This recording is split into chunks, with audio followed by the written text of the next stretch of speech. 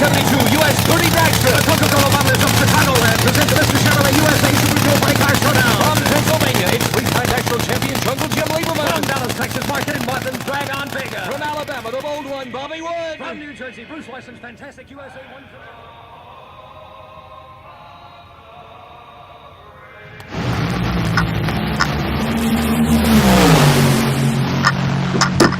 Greatest intro ever. Greatest intro ever. Well, I had to, it took me a while to get that thing together right. It was just the timing on everything, but yeah, it was actually just the intro for the Drag Racing History Channel, but we're live. It's Wednesday night. Yeah. And I see that your beautiful other half was asking if that was all foam in my mug. No, that was where I went. I went to Clint's house from Clint Street Machines and picked up a rear end that he picked up for me. And he took me over to this Mexican restaurant and was like, "Hey, man, how does ours compare to the one over by your place?" And I'm like, "Oh, all right, well." And I ordered a horchata. That was a horchata. That thing was like literally like a quart or That's a thick one right there. huge, man. It was enormous. But yeah, and she was asking if that was all foam, and I'm like, no, it was all delicious horchata.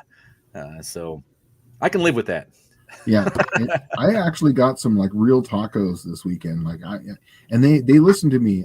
I went there and complained last time that they didn't have limes, and this time the owner was there, and I was just like, "You got limes now." I see that, and he kind of gave me the thumbs up. And man, it was sweet, it huh? was awesome. Oh, it was awesome. There's nothing like a good street taco, like just to make your soul feel better, you know? Yeah. Oh, yeah. Well, and that's Sailor Life. We used to eat the stuff like right off of the legitimate street taco wagon, right? Oh, yeah. And it wasn't just tacos. Sometimes it was meat that, like, you go to Korea, they had like a meat wagon that they would cart around, and it had like whatever meat hanging off of it. And you didn't care what it was. You'd already had like 7,000 drinks that day, and you're just like, that meat looks pretty marbly. How does it taste? And they throw it in a deep fryer right there on the cart. And then next thing you know, you got, I don't know, we used to call it squirrel on a stick, but who knows what it is. Speaking of that, I know we said this once before, but there's nothing like coming back from Tijuana and stopping at that last little taco place that's got the hot dog with the bacon wrapped around it. Yeah, dude. And it's been on like the hot dog dyno for a few times, for right. He'd be like right outside Club Excess usually, and that's like right before you get to the border. Yeah. Yes. Like literally before you get to the border.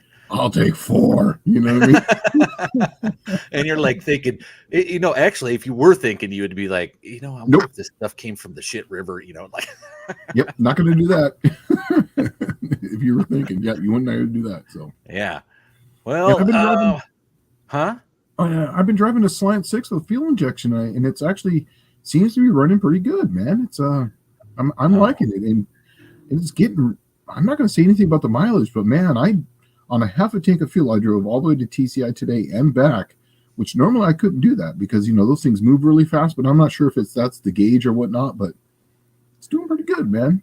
I did 2,800 miles in a week, right?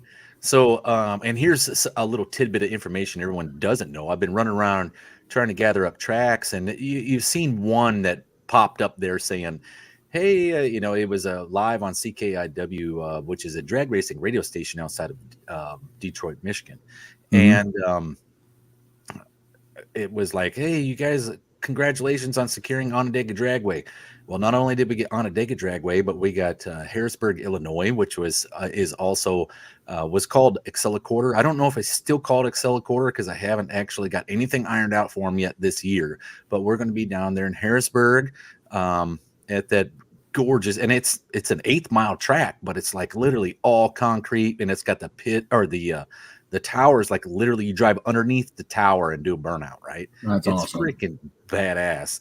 And then you got Onondaga Dragway, which is actually one of the most history tracks in all of Michigan, pretty much, because it's probably one of the first in Michigan, to tell you the truth. It's from like 62, 61 maybe. But and then the other day, I just secured Wilkesboro Dragway in North Carolina for AHRA for this season. And I'm planning, I got 2 more in the works that I'd like to be able to finish up. Maybe if we get 6 by the end of the off season, and have 6 ready to go for this race season. It's going to be busy this weekend. Wow. Yeah, I have been. Congratulations, man. I'm Well, stoked for thanks. you. Yeah, I've been running the wheels off that old Suburban.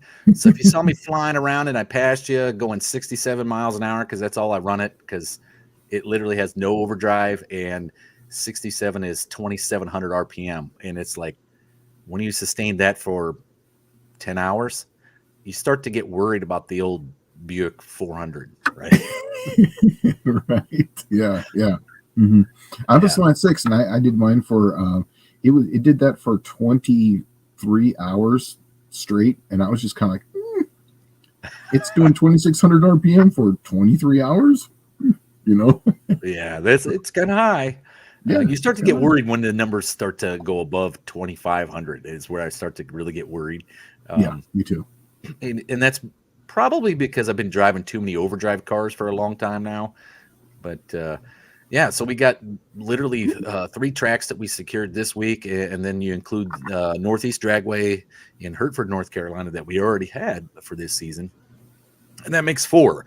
I'm hoping we can get up to 6. It makes it really difficult for me to do any kind of numbers more than that, because I try to be at the tracks. Yeah. And For each race. Yeah. yeah.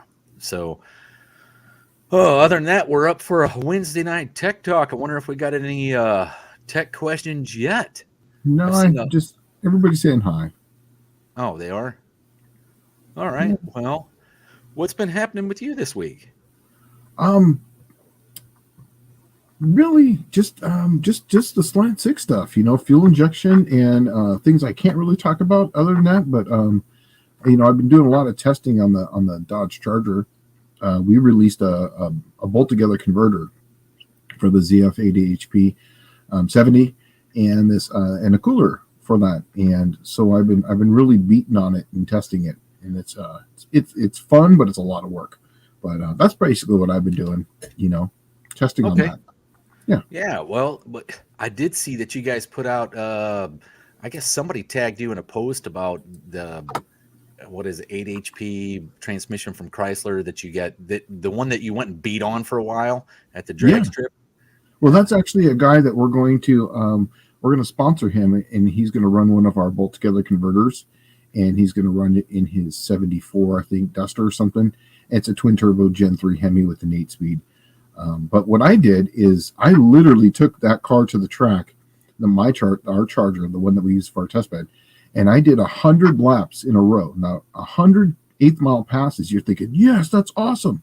Yeah, the first 15 are great. But the next, 85 is work. It took 5.5 hours to do that in a row. So okay. There's certain situations where you try to explain to people like good things and then bad things. Yeah. My first ship in the Navy, we got immediately tasked to go somewhere, and our home port was Yokosuka, Japan. So we were out doing work, what they call workups, right? And it literally was like, you're being inspected by these guys that have criteria books, and they're ticking the boxes and making sure everybody's doing the things that they're supposed to do. And all of a sudden, we got this immediate tasking, this national tasking.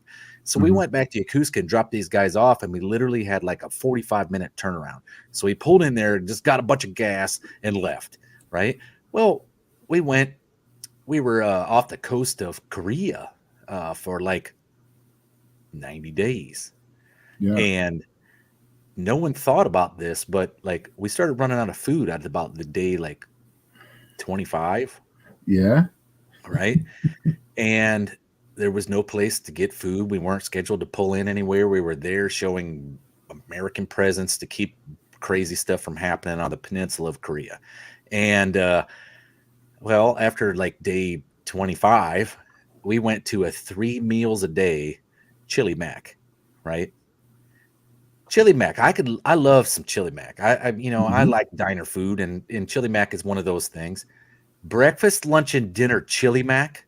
Let me tell you right now, you cannot get any further than a week, and you will literally start like looking at other things like people as food supply, and it gets bad, dude, because I just after we got up to like 78 days and then finally somebody is like, the ship was coming around to refuel us, and we're like, tell us you got any kind of food, we will take what you got on board. Right? Yeah, Not like anything. anything. Payday bars, no problem, that's what we'll live off of. But and we were chili macked out though. And it's kind of the same thing. Drag strip pass is great, yay, it's like your chocolate cake. And then you get so many of them, you're like, I can't look at chocolate cake ever again, like no more passes for this guy. Yeah. Oh yeah. That could you imagine what the bathroom was like too? A chili mac. Ooh. Yeah, it probably was pretty rough. Luckily I didn't have to take care of that end of it. Wow. But it was just like I had to eat it, right? Like, yeah. Oh God, chili mac for breakfast? This is terrible. And then you're like, well, you know what? I'll shift to the alternate schedule, the nighttime, because we did 12 on, 12 off. So you switch over generally at 6 o'clock at night, right? 6 in the morning at 6 at night is when you would shift over. Well, the nighttime, we in the Navy, they got this thing called mid-rats. And mid-rats is generally leftovers from that day. And it's chili mac. So you had chili mac, chili mac, chili mac, chili mac, chili mac every meal. Like, that's it. That's all you had. Chili mac. I mean, what do you do? Yeah. Oh, gosh, it was terrible.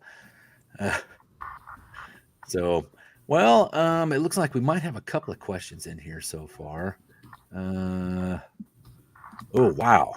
Mostly old parts. Patrick says, LOL, my brother did 14 hours at 3,500 RPM in his 70 Roadrunner with a 520 cubic inch with 391s and a 2760 tire. Yeah. I'm sure it was fine. They just don't, you get 20, 30,000 miles on them like that. And then you're like, what's that noise at startup? Oh, wait, that's my bearings. I don't have as many as I used to. Let's see. Tista Speed Shop says I run 3,200 at 75 for 8 hours. I like to hear him sing. I think the Buick and that Suburban sounds good, but I tell you what, man, after a while I start to get worried because it's just a lot of RPM. If you think about it, I mean, that's 3,200 revolutions in your case per minute, right? So multiply that by 60, and that's how many revolutions it made per hour. And then multiply that by 8, and that's how many revolutions it made during that trip. So you're getting up there like millions, bud. I'm telling you, that's a lot. Kind of makes you wonder why plugs only last 3,000 miles or 5,000 miles, right? Yeah. Let's see. Jonathan Couchy. Hello, Dallas and Shane. I bought a 2014 Charger with a 5-speed Nag 1 Auto. Last year, that transmission with a 3.6 Pentastar. Do you know that they made 300 horsepower? Yes. Yeah, they do. I flowed those heads, and they flow an incredible amount for like the style of head they are. And one of the guys that I work with, I'll only give his first name. His name's Dave. He has a Dart that has a Pentastar V6 and a 3.6 in it with a 5-speed, and it's set really far back. And that thing gets it. I mean, you figure 300 horse. He's got some other stuff done to it. It's probably making about 325 or like 350. What year Dart is he at? 70 or 71. Dart. So it's an old Dart. Yeah. Excuse me. Oh, yeah. So here's the neat thing about that is like what's funny is an LA 318 of that era probably made 240 horse, right? So it's got 60 more horse on that 318, and it would probably feel pretty peppy. Yeah. I mean, those cars weren't notoriously heavy. Yeah. Yeah, it does. I've been in it a few times. It runs really good, and also too, it's really light. And setting that engine far enough back, I mean, it gives it really good balance. So the thing's awesome. Well, here's Ron Ward, the voice of the No Name National, says, "Hey, Dallas and Shane, tech question: have you ever used a compression gauge to degree a camshaft for optimum cranking psi?" I never have. I've never used a compression gauge. No, I've never really done that. Basically, I will lash them because I know when I want my timing events to happen, so I will degree it depending on that. And then I will start playing with lash on the exhaust and the intake to try to get my cranking compression. But typically, when you advance a camshaft, you're going to build more cylinder pressure down low, just like when you tighten it up. And then when you retard it, you're going to build the out the back end. So you're going to decrease So that's the typically. So like when you widen the LSA. Well, I have never done it, so I can't give you any input on that, to be honest with you. I just know that it would be kind of a difficult thing to do because that thing has if you remove, inside that compression gauge, there's like a Schrader valve at the end. It's kind of like a valve stem for a car, right? Like in your tire. And I think you would have to remove that to get the ideal compression that you're shooting for startup. And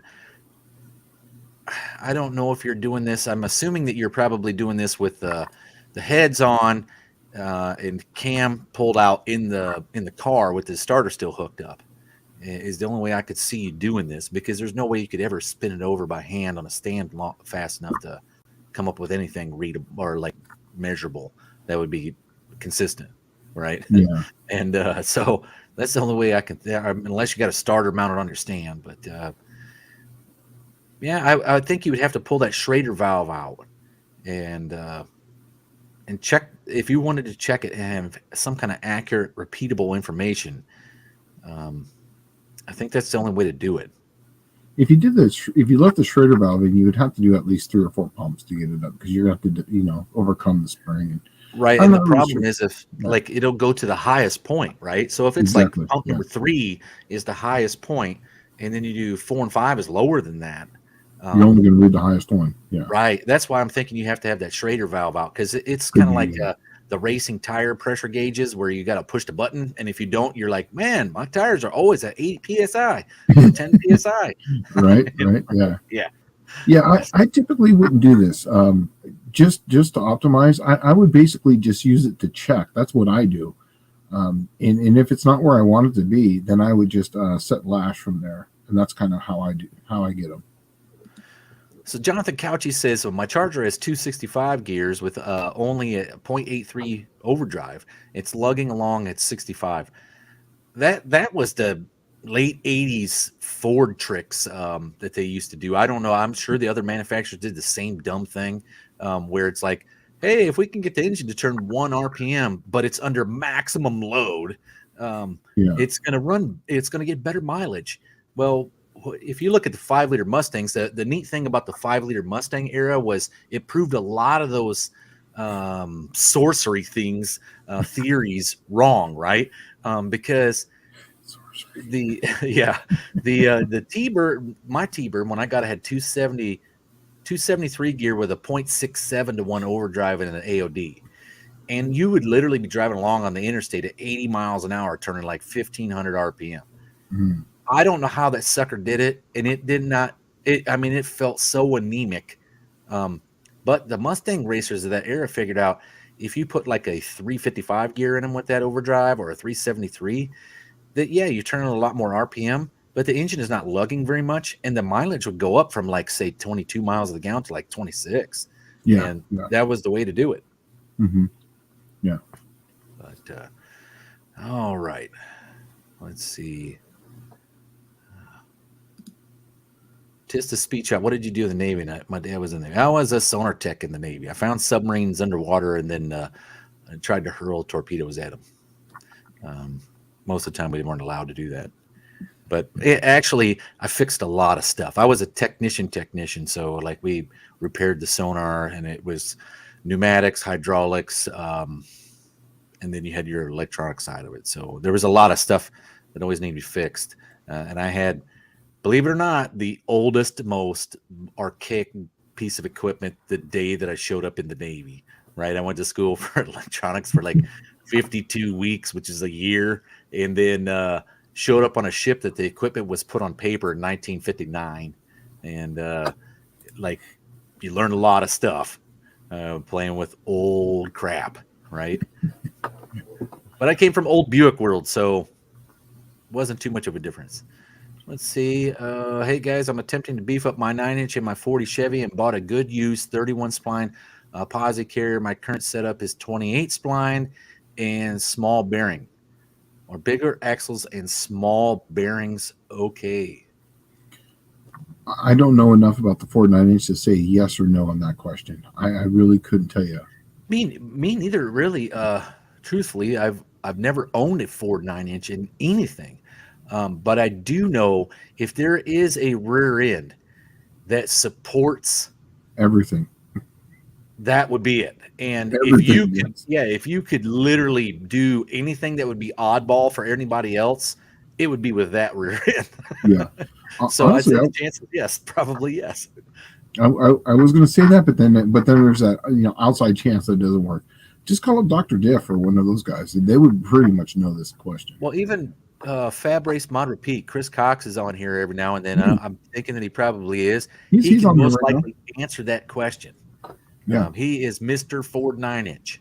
Oh, perfect. Yeah, that's the guy. He's on here. I see some of his comments coming through.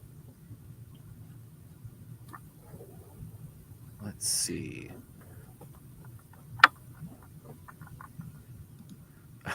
Matt Cooper, finally some tech talk. I was worried this may be Dallas's test kitchen. No, not at all. No, this is actually tech talk. We just tried to have an intro, and when there's no one asking any questions, we don't want to give you dead air.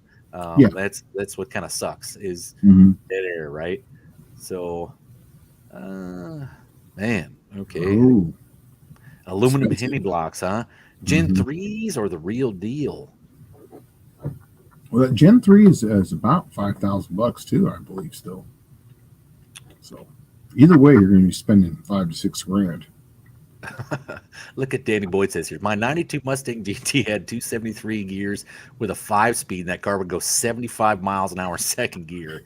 I don't doubt it. Yeah. Yeah, I don't doubt that either. They were terrible with gearing. And it's like, who in the world came up with this? All right. Yeah, so Chris Cox chimes in and says he's here. So he says, Dallas, that logging not only killed the mileage, it pounded out the mains if you kept the 273s. Yeah, I don't doubt it. Hey, we got a super chat. We did. Well, I was not caught up yet. All right, Muscle Car Solutions. Buy some beers. Back to the shop for me. Oh, thanks so much, Muscle Car Solutions. That's right. That's awesome. Thanks, Dropping buddy. off some cash for some beers. So Shane, I guess the next time you're in town, the next round of tacos and cervezas is on this guy, huh? Yeah, we're gonna have to take a picture of it and post it on this page. How about that? Yeah, that'll be cool.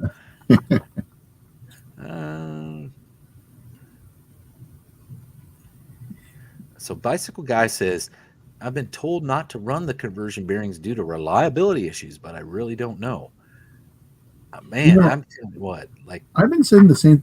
I've been told the same thing about the green bearings on the 8 3/4, the ones that are sealed. It's got the O-ring in it, so the ones that you normally grease. And they say, those things you can't run on the street. I have those in my green Dart right now because it's a 7 1/4, but it's the later version, which has got the green bearings on it. I don't have any problems with them ever. So. And I've seen, there's a lot of weird stuff that people throw out there. This is a lot of the sorcery that you saw Shane snickering about earlier. There's also conversion bearings for like 4-wheel drive guys to convert, like output shaft for turbo 400, and then you use like a 1350 bearing with a special end caps on it, so you can use the smaller diameter drive shaft, right? Yeah. Most of those guys never have problems with that stuff either. And I don't know where this comes from, where people would say, most of the time when a manufacturer makes something, they put millions of miles or hours or revolutions on something before they really turn it out. And you would think that they would have that kind of failure, because I know for a fact, if you do R&D, they're not pussyfooting around on it. Think about it like this. Castrol Syntec used to have a commercial, right? And the Castrol Syntec commercial they would fill up an engine with Castrol Syntec, and then they would drain it all out and run that sucker. All right. They're not pussyfooting around with that thing. They're literally beating the snot out, because that Slant 6 that was in there is running with no oil. I think it had no oil pan. Yeah. And sand and gravel in it. Well, there you go. So, they weren't easy on this stuff, and it's still, passed its test. I'm sure they tested it quite a few times like that, because you don't just come up with some test like that unless you actually see it happen and you're like, wow, right? We got to show this to everybody. But because, think of it, if it failed, they would look really dumb. Really dumb. Yeah. Yeah. Let's see.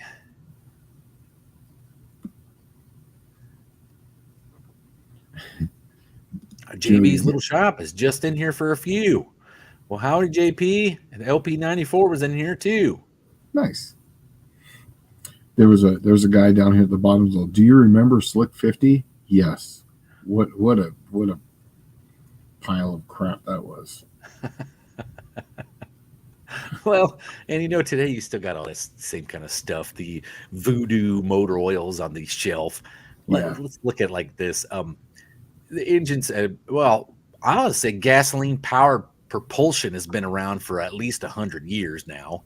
It's actually 140 years, I think. You don't think in 140 years that someone has developed an oil that would do some miracle cure? Still hasn't happened. I think the closest thing I've ever seen to that is there's this stuff that I ran in my Power Stroke diesel. It was called Arch Oil.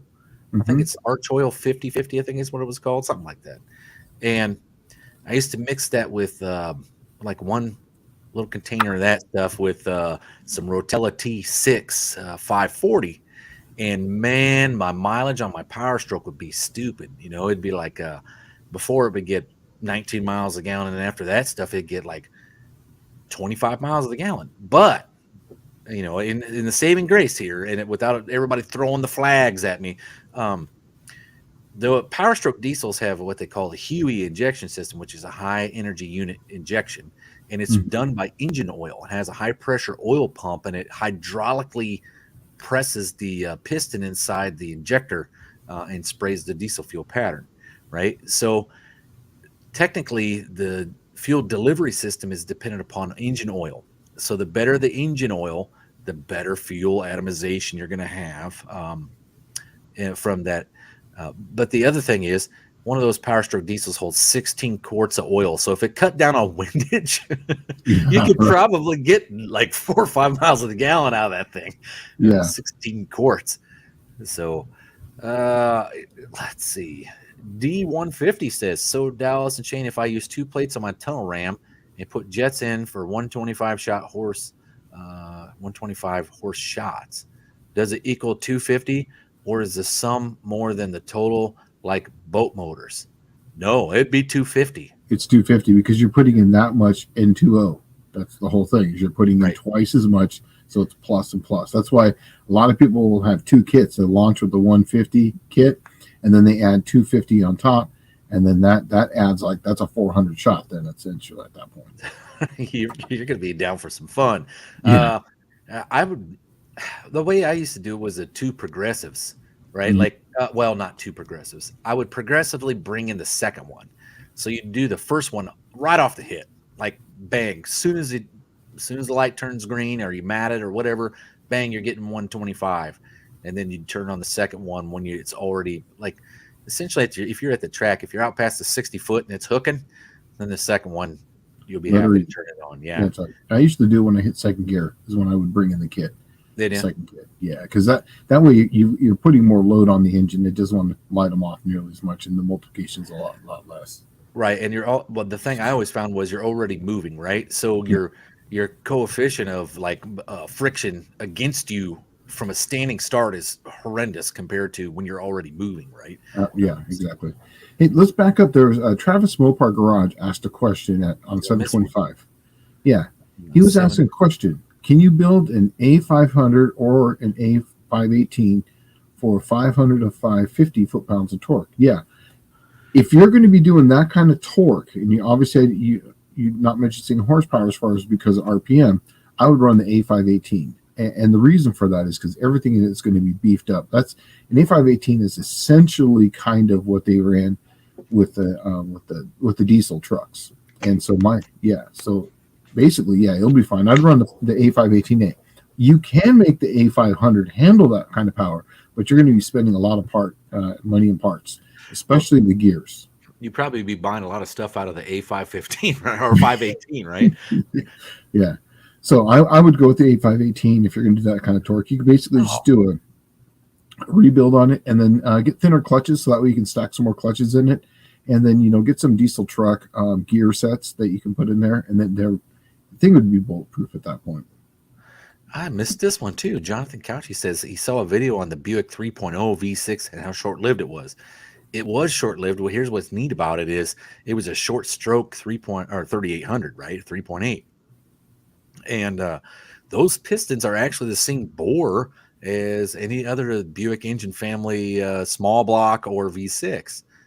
So they're flat top pistons, and you can put those flat top pistons out of the 3-liter into a 350 Buick, and then bam, you're up at like 11-to-1 compression. So yeah, pretty neat, interesting stuff.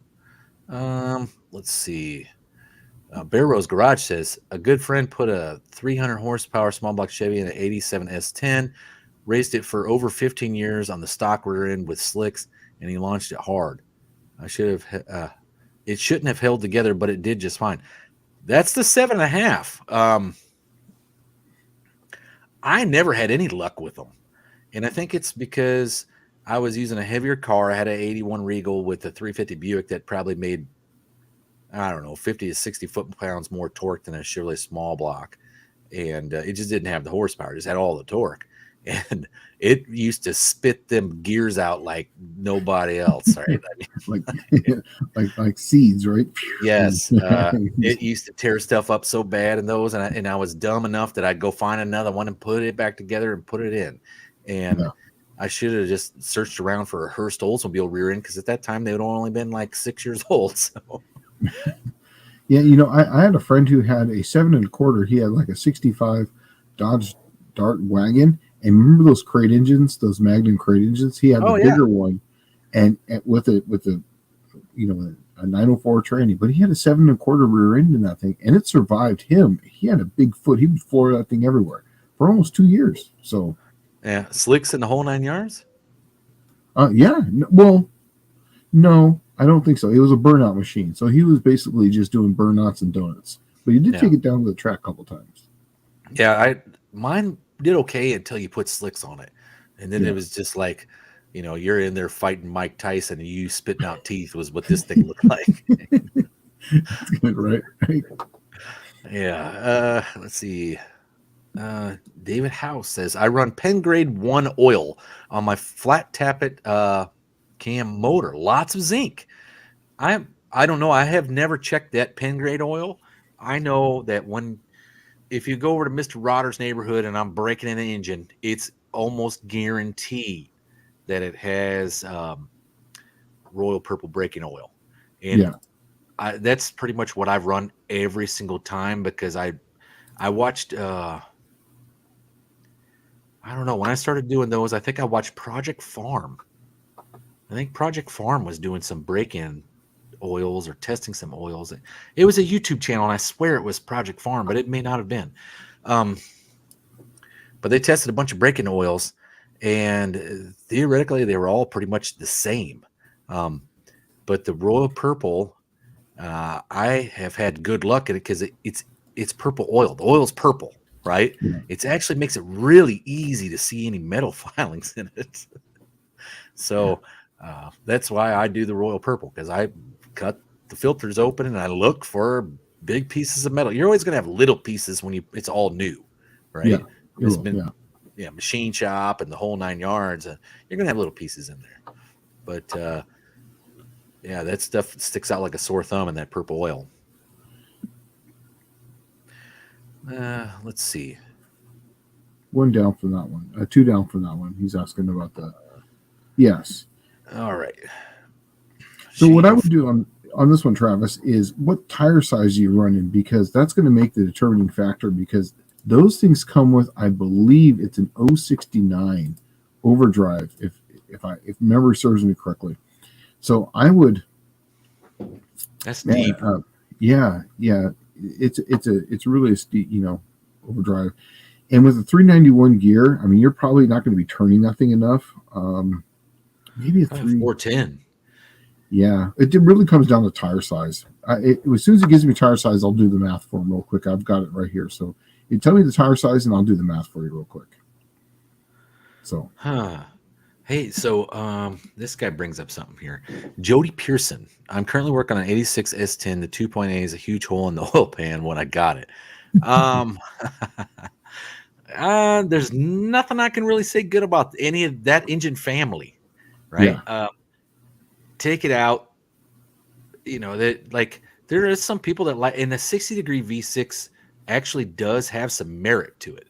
Okay. Because that's what that engine is. It's a 60-degree V6. It's not a 90-degree like a 4.3 liter or a 3.8 Buick. It is a 60-degree V6, and GM carried that thing for so many years, and it was only like every 2-3 years that thing would have a redesign. So you had the 2.8, the 3.1, the 3.4. Then it went to the 3.4 dual overhead cam with variable valve timing. None of them you probably even knew existed, if that gives you an idea of how good those engines are. The 2.8 is probably the most reliable out of all of them, to be fair. And JB's little shop on here has one with a blower on it. They have an S10. But yeah. Man, I would look at something else. I'll bring up something else that I did this week. When I went to pick up that rear end at Clint's shop, I ended up scoring a standard cab long bed or a standard cab short bed S15 GMC, right? Yeah. And I'm going to put that turbocharged 350 Buick in it. But instead of calling it the Cyclone, I'm going to call it the Cyclone, and it's going to be spelled PSI clone, right? There you go. Yeah. So it'd be kind of cool. Yeah. So that's the next project when I get the turbocharged 350 Buick together and find something to drop it in. I already found something to drop it in. I'm going to drop it in that S10. So stay tuned to Mr. Rodder's neighborhood, and we're going to have some pressurized Buick small block in an S10 or an S15, a Cyclone. Yeah, that's good. Yeah. So I think it's going to be pretty cool. That little sucker probably weighs 2,800 pounds or something, but should get down all right. Let's see. Mostly old parts and rust. Shane, any suggestions on a 999 trans shield that you don't have to cut the tunnel up? I've been waiting on a CSR for almost a year. You don't have to cut the tunnel up, man. I've ran the TCI one on my 66 with the 904, but it did get really tight. I did kind of have to massage it to get in there. I also have a blanket. The blankets are the best, and I believe mine's a CSR. I think that's what it is. I would try to find a blanket, but I do know the TCI one. I did run something like this, and it's pretty close to it as far as where it goes. Part number on that one is 915000. But you're not going to cut the tunnel. You're going to have to get a blanket. That's the only way to do it, is just get a blanket. Well, or you can make one. Oh, I've never made one before. I just bought it cheap because it's got an for me, I had to have one because it was SFI approved and it had to have a SFI approved. I don't think Patrick is running that fast though. I think he's just actually trying to be safe and not cut his feet off, right? Yeah. I mean, you could literally make one of those probably out of 1/8-inch plate. They're nothing more than that, really, right? Yeah, but the thing is the standoff. You know what I mean? It doesn't contour the transmission. It's more like built like a squared bulletproof off shield. Yeah, exactly. Yeah, and that's the thing is, like, I think you might be able to fab one of those up because he's trying to get it to contour to the floor of his car. Yeah, right. He doesn't want to hack it all up. So if there's nothing available, that thing is so simple. I imagine you could probably make that in like a weekend. Yeah, mine's got like 3 straps on it and holds it down and all that stuff. But Patrick, what I'll do is I'll research this a little bit more because off the top of my head I don't know as far as a part number. I'll find out something and I'll text it to you. All right. Let's see. See, there you go. Levi's saying the same thing. Or what Dylan, or yes, Dylan Levi. It always screws me up. Yes, exactly. It's just a folded plate of steel aluminum, just to absorb the parts. You don't want it rigid. You want something that's going to hit and it's going to, bounce back down. Right. Yep. So Colin Tebow saying that was Project Farm. Oh, okay. So, yeah. I couldn't remember. It was years ago, probably 3 years ago. I watched that. So, let's see. David House says, I'm past break-in, but run pen grade as after break-in. If it's got a lot of zinc, you're not doing anything at all. That zinc is actually your sacrificial wear item. Yeah. That's why it's in there, right? Let's see.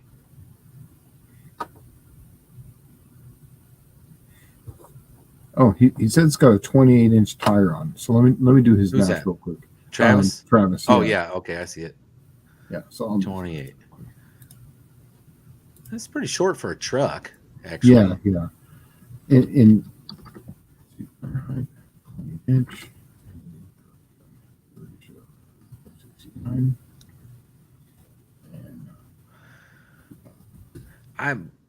Yes, Danny Boyd, the 2.8s were peppy with EFI, and I don't think it was a bad motor. That Ford actually made a 60-degree V6 for quite a while. Came out in like the Capris and stuff like that, like late 70s, early 80s. But and Pirate Greg saying rip it out and rebuild. I just think there's probably not a lot of parts running around for a mid 80s 2.8 on the shelf anymore. It may be easier just to scrap that and then just go with something else. Just start over from the get-go. If you have nothing, that's a good place to start from. And then you can decide, you can actually take some time to consider what you want to put in there. What the neat thing about the S10, S15 stuff is that, or Blazers, that's literally a G-body front subframe. Yeah. So you can put whatever you want in that thing. The world is your oyster. I always thought it'd be cool to see one of those with like a Grand National package on one of those trucks, right? With the Grand National wheels and a 3.8 liter V6 turbo and a 204R would be cool. But they already come with a 700R4 most of the time, and some of them got that weird 60-degree V6 bell housing. If you already got the 60-degree V6 bell housing and a 700R4, why not consider a 3.8 liter Buick, fuel injected 3.8 liter? You can go to the junkyard, probably out of a 90 model Olds Cutlass Sierra, right? Yeah. And then just pull the motor, drop it in, get the computer with it, and it'll run that 700R4 because it has that 60-degree V6 bell housing bolt pattern on anything that's, I want to say, 3.8 front wheel drive and above, right? So I think they all have that 60-degree V6 bell housing. Yeah, absolutely. So I did some math for you here, Travis. Now, I always try to do math that's, some people like to do them at 65, 70. I like to do it at about 75 miles an hour because that's really what traffic runs nowadays. So with a 355 gear, a 28 tire, at 2,200 RPMs with an 069 overdrive, that'll put you right at 74.85 miles per hour. And me and Dallas have talked about this quite a bit. 2,200 RPM is kind of like your optimum. That's just the way I see things. Yeah. And if you get, like, say, 2,100, that drops you down to right at about 71. So, you figure 2,000 RPM ish. That's going to be put you right at about 6,804. So you'll probably be 2050 with that setup at 355, or you could even run the 391. A 391 will put you right at with that kind of setup, put you at 6332 at 2050 RPM. And if you went up to, like, say, 2300 RPM, that would put you right at a 7104 at 2300. Personally, if you're going to be driving this quite a bit, I'd go with the 355 gear. That's just my opinion on it. And that's what you find is with the newer overdrives, usually 355 to 373 is the ideal street gear, right? Yeah. Or, well, yeah, I guess you can go up to 391 because that's right there in that same kind of ballpark. Yeah, it's close enough. It's just when you start to get over 410, when things get a little bit weird, like critical speed on the drive shaft. That's what you're going to see. That's what my T-Bird, I did that. I did a 410 gear on it and drove it on the street with a 0.67 to 1 overdrive. And it it would vibrate easy, and that's probably what that critical speed was. Yeah. I didn't think about that, but also when it shifted, it would shift so freaking hard because it's all the shift points are set for like a 273 gear, which is always lugged, right? Yeah. And when you put a 410 in there, it's like, gosh, I do like spine. I like having spine that's functional and not just gelatinous cubes. Right. That's right. But yeah, and then I would worry about half critical speed too. That's another one too. That's where you're going to start getting your first vibration, which is going to be half the critical speed, and that usually comes up right at about 70 miles an hour. And that I found that out with the 204R is that half critical speed. So basically, just kind of figure out what you're going to do for drive shaft and whatnot, and then get your gear ratio around that critical speed because it's physics. You just can't get rid of it. I mean, you can try to change some angles, but it's always going to be there. Well, then I get Danny Boyd says he remembers seeing a 2.8 with a 471 blower and a citation. Yeah. I wonder if that was an X11 citation, performance citation. But let's see, 38 POS Racing. I've got a carb 2.8 in the Asteer, and the Pontiac Asteer. So been happy with it. I didn't say there's anything bad about them. The 2.8 is probably the most durable out of all of them, to be honest with you, because it's the one that lived the longest. The 60-degree V6 never really had any success. I think the biggest characteristic of that family of engine is they all eat head gaskets. I don't know why.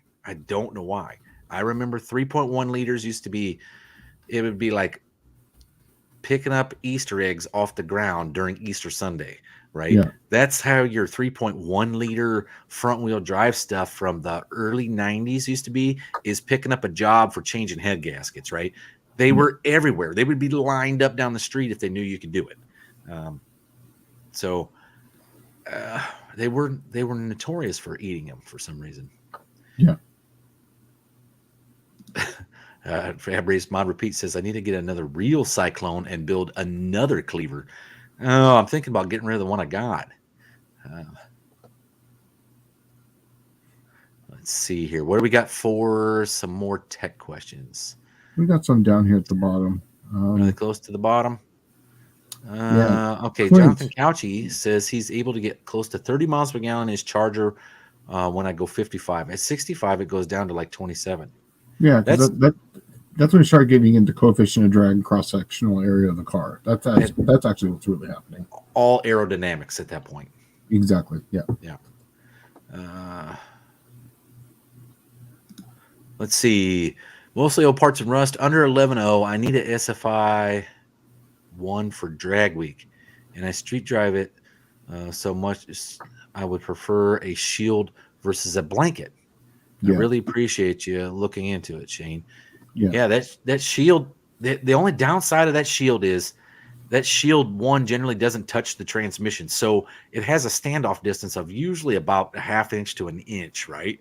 Or more, because it doesn't curve with the same curve. It kind of goes ding, ding, ding. So it's going to come off in that curve area almost an inch and a half, maybe even 2. So, yeah. You could probably get one, and then what I would do is just make brackets that suck it up closer if you could. That's actually why I was thinking that, you could definitely make something work on that. And I don't know if the SFI cert is dependent upon the standoff. I'm almost certain it would have to be, because that's how it was tested, was what the standoffs that you're going to get. So but if you bring it down a little bit, they're not going to know. No one will notice. I promise you.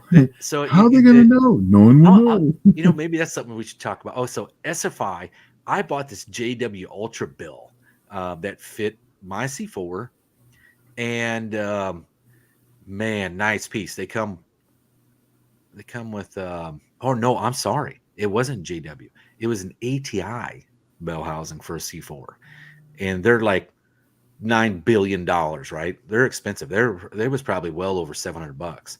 Yeah. And when I got it, it has an SFI cert on it, and it's good for like 3 or 5 years or something like that, right? And when I first put it on, it actually hit the nose cone of the starter.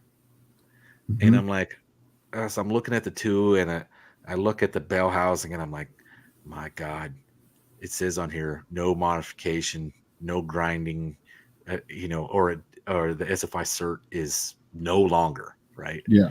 And so then I look at the starter and I'm like, man, if I grind the nose cone on this starter, I won't have a starter. Right? So Right. I don't Yeah. have a choice. And so I got in there with a flap disc with a grinder and a flap disc, and I carved her out pretty good, right? And I'm like, it's inside the bell housing. No one is going to see this, right? And they didn't. And when I went to my first NHRA race, that dude was climbing all over my car looking for every SFI cert sticker that was possible on the sucker. Because when you go through like a national event level tech, there's no messing around, right? There's none. There's no leeway. There's no messing around. They kick you to the curb or they don't. That's and you better have all of your SFI paperwork if they have any questions. So, hey, move on down. We're a little behind. Go to okay. Clint Street Machines at 7:45. Asked a question. And I've talked about it once before, but I'll discuss a little bit about critical speed. Yeah, right there. Okay, right. so what critical speed is basically comes down to what type of metal and the diameter of that metal and the length of it. So, and then you have another one called half critical speed. That's basically just all it is comes down to harmonics is what it really is. So you can basically figure out, how fast something is going by just multiplying up the gear ratio. So, like, let's just take, for instance, most people are going to have a 3 to 3.5 inch drive shaft. It's going to be out of mild steel of some sort. So if you have a 3.5 inch drive shaft, and let's just say your drive shaft is right around 50 inches, your critical speed is going to be 7,090. But remember, you're going to have a half critical speed of about just half of that, 3,500. So if you go with that same material and you go to a 4-inch, now that jumps all the way up to 8060 for a 4-inch diameter with, like, say, a mild steel. Or you shorten it, right? If you shorten the length of it, it changes as well. Exactly. So that's exactly what I was going to go to. So if you had a 50-inch, that's that. If you went to, like, say, a 44-inch, even though it's only 6 inches shorter, the 3.5 jumps all the way up to 9,200, and the mild steel is about 10,500 RPM. So critical speed is something you really got to watch out when you're planning your builds. You got to really look at the length of your drive shaft, kind of where you're at. Then you can kind of build your tire size around that. What RPM do you expect to drive? Like, most people are going to be around town. They're going to be at 45 to 50 to 55 miles an hour. When they get on the expressway or freeway or whatever, you're going to be 70 and over. So typically you want to have your critical speed kind of fall in that 60, 65 range, because you're not really there a lot. There's really not much of that going around for that speed. That's well, and then we blew through a couple of questions, but no. So what you were talking about is I 100% agree. The way this works is everything in the world almost works like this, and it's kind of ironic that this is where it comes up physically in a drive shaft. But okay, so if you go out your car and you remember the old fender antennas. Mm-hmm. Okay, the old fender antenna is essentially 1/2 of the wavelength that you need to receive that frequency by. Okay, That's right. Yep. And so it will cover a frequency band. And generally, if you do the math on it, it actually comes out to what your radio will receive on AM and FM frequencies. Mm-hmm. Okay, but your drive shaft does exactly the same thing. And diameter and length is all like it's all dependent upon that, right? Material is something else you can make it out of that would change that. Like if you went to a carbon fiber, I'm sure the carbon fiber is probably a little bit more resilient than, let's say, a chromoly steel, right? Mm-hmm. You'll hit your critical speed. The chromoly steel will probably just buckle and bend and probably break. That carbon fiber will probably flex all over the place. And it would look weird if you videotaped it and you got it up to critical speed. It would probably be like doing like this thing right here. And then you would slow down and it would go back to being a normal drive shaft. But then you get back up to that critical speed and it would just start flopping. Yep. I think that's probably what would happen. But carbon fiber for a 50-inch, but they go in like 3/4 inch for like that. So it'll be 3 3/4 inch for a carbon fiber at 50 inches is 14,500. So your half critical speed is going to be like 7,000. Yeah, 7,000. Somewhere So- you would never be. Yeah, exactly. So you figure that's the reason why a lot of people go to the carbon fiber, but they just tend to break when they break. But aluminum, like an aluminum 4-inch, is actually a really good number because that for that same vehicle, that's 9,600 RPM for 4-inch aluminum. Critical speed. So that's that's going to be way up there on your half critical speed. So you'll probably never really hit that. So yeah, just plan around that. So I was actually looking through some of the ones that we blew past, and Craig Chitto brings up that an LS4 will bolt to that 60-degree V6 bell housing bolt pattern. I forgot about the ones in the Impala. In Impala SS, you can get an LS motor. I think they're a 5.3, but they do have that 60-degree V6 bell housing, and a lot of people were swapping those into the Fieros, right? But that will fit in that S10 if you have that 60-degree V6 bell housing. See if you can find one of these, because there's not a lot of guys that search these out. If they do, they actually just pull the guts out and put them in a different block.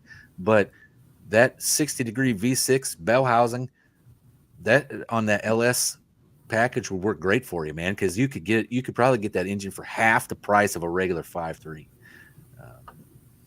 So Jonathan Couchy says that the Pentastar 3.6 has the same torque pretty much from 1,500 to 6,500. It's true. Horsepower really starts to kick in at 4,500 up. It really screams. I've never had one, but I do know that they came in the half-ton trucks in that same time frame. Yeah, they're incredible. In fact, if you look at the torque curve, it literally jumps straight up and then goes completely flat for like 400 foot-pounds of torque the whole way. It literally is just the whole way flat torque. And that, they do that because they're advancing and retarding both the intake and the exhaust camshafts. Man, MM78, did you duck this guy? He sent you an email and then called you out on the live. Yeah, well, let's just skip past this guy. Okay. I mean, you can only do so much for people, for someone, but they just keep hunting you down. You know what I mean? Yeah. No, so I get it. Danny Boyd, I think it was an X11. It was in the hot rod. Oh, so that citation with the blower on it was that one. Yeah, that's the X11 was the performance model of the citation. If you're like my age, you might know that. If you're like 10 years younger than me, you would have never seen one of these, because the citation, not only was it an absolute ugly POS, right? Mm-hmm. But they had horrible rusting issues. Like, it could be in Southern California and rust out. They're that bad. They were terrible. In the Midwest, I remember they were where I grew up in Illinois. It was just a small town, and people don't have a lot of cash. It was crawling with these little shit boxes, right? And it's like the bed bug on the street, right? It literally is the ugliest car. And but your X11 actually was the performance model of it, and it was not a slouch. And that was the neat thing about it. But in the Midwest, those things were gone by, like, they might have come out 81, 82, something like that. They were gone by 90s. They were gone, like, long gone. You didn't even see them in the junkyard. So they did not last long.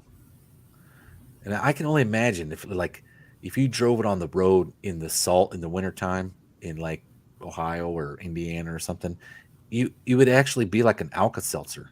It'd be like driving down the road in an Alka-Seltzer, and you would be like, what is that sizzling noise? And you'd look out and your quarter panels are falling off, and, like, it would just be that bad. Let's see. All right. Oh, this is even cooler. All right, so Jody Pearson says it's an 86 S10 2.8 with a 5-speed. All right, brother, you're looking at a T5 5-speed. That's a good one. Yeah, that's a real good one. And it's got the 60-degree V6. So if you can find one of those 5.3 elusive LS4 5.3s, put a 4.8 crank in it, right? And now it doesn't have enough torque to break that T5, but it still would be cool. It really would be cool, and I bet it'd get good mileage. Yeah. Let's see. Yeah, what he's looking for is Mopar Man 78. He wants me. I told him I'd take a picture of this intake manifold for my 2-barrel. I just haven't had a chance to, first off, go and dig it out, and to get out there to dig it out, So I just haven't had time. So here's something I'm going to bring up. Jody Pearson, if you're thinking about dropping $650 on whatever that is from Summit, hold on your cash. Wait till Friday. If you watch John Wilburn's live on Friday, we have a major announcement from the AHRA. We have a partnership with somebody that is going to save you some bucks. Put them right back in your wallet. Well, not put them right back in your wallet. Keep them in your wallet, right? And right now, that's what everybody needs because everything's going up by tenfold, right? So we got a partnership with somebody that we're going to announce on Friday that's going to save some cash, and it's going to work for things like that right there. So just be there Friday. What is it? 8 p.m. Eastern and 7 p.m. Central. Friday, John Wilburn's channel. We're going to have our announcement and the how it can save you money as a member benefit through the AHRA. So yeah, let's see. I do have a hardcore tech that I want to talk about today. Sure. Yeah. So one thing that we kind of talked about a little bit one time, but there was an article posted and I sent the article to John Wilburn. He's going to basically post it down below. But I think now you were there at PRI. John Wilburn was there, and everybody who's basically in this chat, there was one thing that was at PRI that was probably the greatest thing that was out there. Yeah, there's the post right there. It basically the DLC lifter. Let's get back to that, because I did start Googling some stuff, and there's a lot of companies coming out with a DLC type of coating on the lifter. There's a lot more that goes into it than just basically coating a lifter and putting it on there. So the whole reason for it is because some of the causes of lifter failure are basically improper braking. And I know a lot of people say, well, it's the lifter, it's this, and it's that. I can tell you that most people are putting together a brand new cam and a brand new engine that's basically brand new. And the reason why they took it apart is because either one, they had a failure, or it's a brand new block, so it's got cast iron in it. So the number one cause of failure is basically it's going to be trash going through the engine. Any type of little piece of metal is going to hit when those two faces touch each other. It's going to essentially weld itself to it, and then it's going to be basically just a cutting tool. And that's going to not just happen on one; it's going to happen on a lot of them. And you're going to have a big problem with that. And that will happen. I'm quoting a lot of the stuff directly from that thing that's in there. So after 50 revolutions, that can actually happen. And, also too, excessive cranking, that's also going to have a problem as far as getting these things going in and turning. What is DLC? What does it really do? Basically, it's a substrate, and it has to be perfect. If you have any rough surfaces on it, so like you can't just put it on any lifter. That thing's going to have to be polished and literally a mirror finish before you put this coating that's only a few microns thick on top of it. Otherwise, it's going to act like a file. You'll see all this information in that link, and it will basically just grind that thing down, because that stuff is almost as hard as a diamond. Well, that's what DLC stands for, is diamond-like coating. Coating, exactly. Right? And literally it is. But because we sell so many lifters, we're able, like, just to say the 812 lifters, the 812D for the DLC is only going to be about $20 more than a traditional lifter. And what really makes this really good is that even if you get the break-in period wrong, like let's just say you're trying to crank this thing is excessively cranking, and then finally you get fuel up there and the timing's off, it's backfiring and doing all that stuff, and you finally get it going, you basically kind of don't really need to break these camshafts in the traditional way, but we do tell people to do it just so that way you can see kind of a wear pattern on the actual lifter itself. But even if you get it wrong, this will cover up a lot of that stuff. So the DLC lifter basically is going to solve 99% of most people's problems. And there's only really 1% out there that is because of a problem. Also, too, people are saying that the camshafts are soft. And in in this article is exactly what I've been telling people forever, is that a cast iron camshaft, when you're grinding it, if it's soft, it won't grind because it will basically just gum up the actual wheel itself, or it just won't do anything. And it would never pass being cut. You would never be able to cut it. And it's really kind of only like really comes down to 1% of most failures are going to be from actual manufacturing process. This will essentially eliminate all that. And that's the reason why I think the DLC lifter was basically the biggest thing for people in this chat and this comment and this level of racing, because it will essentially eliminate everything about that. You got any questions on? You should read that article that's posted right there. That thing's a great article. Right where? You know you can share your screen. I don't know. Mine doesn't have a scene. Oh, I thought you were pointing at an article on your screen. Okay. Oh, it's in the chats. John Wilburn posted it. It's on near the bottom, 803. Oh, I'm way behind that. Gosh, I got this one here from Levi up. Okay. Yeah, that right there. But you can basically just copy that in the comments and post it up there. And maybe I'll comment on this after we're done, and I'll just put a link right up there. Yeah, so he just posted it again. So yeah, it's really a great article, and it'll get you basically up to speed on what the DLC lifter is and how it works and what the common problems that people are seeing with. And what's great about this too is that now you don't have to spend the money on a solid roller. You can basically run one of these lifters on your basically cast iron camshaft, and it's going to perform just about the same as a roller. If you can get a bigger diameter lifter like a 904, even a 1-inch. It would run essentially the same. It's an amazing piece of technology. In fact, it's a complete game changer. Well, a flat tappet camshaft actually handles more ramp rate than a roller, right? Yeah. And it's happier with the crash back that you could do on the far side. It doesn't seem to impact it as bad as the roller, because the roller, like if you crash it too hard, it'll ruin the bearing in there, and it will not roll any longer. But the reason why you can get more aggressive on a roller than you can with that is for one reason: you can put more spring pressure on it. But then again, you have heavier parts, but you can just put more spring pressure on it, and that's the reason why you're getting the RPM. But if you get your setup just right, and say you're getting like almost 400 over the nose on a flat tappet, it's going to handle that RPM just like, there's a lot of circle track racers that still have to run flat tappets. And I set a lot of those guys up, and they're turning those things at 8,400 RPM on a flat tappet. Man, early 80s, when the guys were running stick shifters, so a lot of guys running flat tappet cams with stick shift, because they'll handle high revs. Yeah. They will. Yeah, because it's light, So right. And that used to be the ticket, was like the cheat way I guess not the cheat way, the way to make everybody else look bad when you're in a sea of nothing but minnows and you're the only tuna, was okay.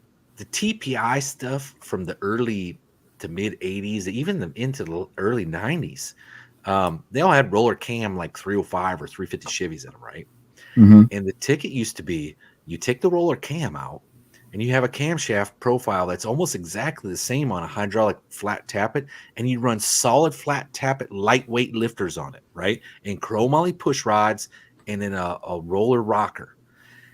Put it all back together, it looks bone stock, sounds bone stock, runs bone stock, the whole 9 yards, except for you got to lash the lifters every 15,000 miles or something, every other oil change. I don't know. Yeah, man, it would run all over them 305s all day long. Everybody else, it would run all over them, and they couldn't figure out why it was so much peppier, why it was the quicker revving, and it's because the valve train literally weighs half as much, right? And it would be a sturdier valve train, and that was it. That was all you were doing, was using old technology to outrun the new. Now, gas mileage wise, I bet the roller cam probably got better gas mileage. Mm-hmm. It doesn't have friction faces like that, like it does on a flat tappet cam. Yeah. But All right. So Scarlett, the Four-Eyed Coos, says they got their AHRA membership package on Monday. Well, congratulations. Thanks for joining the AHRA. Yeah, me too. Look what I got. I got something here from the AHRA. We're going to open this up. Yeah. I got a happy birthday and a sticker. And that's why I like the AHRAs, because they remember your birthday. So there you go. So Yeah, thanks. well, and I think we're the only sanctioning body that does, to be honest with you. And I don't know why. I just felt that was necessary, because I know what it's like to be a member of IHRA or NHRA, because I did it. And the only time I ever got anything from them was asking for money. That was it. It's like, dang, dude, you guys couldn't even send me a card. I mean, come on, So I just made that part of our standard routine. Let's see here. Okay.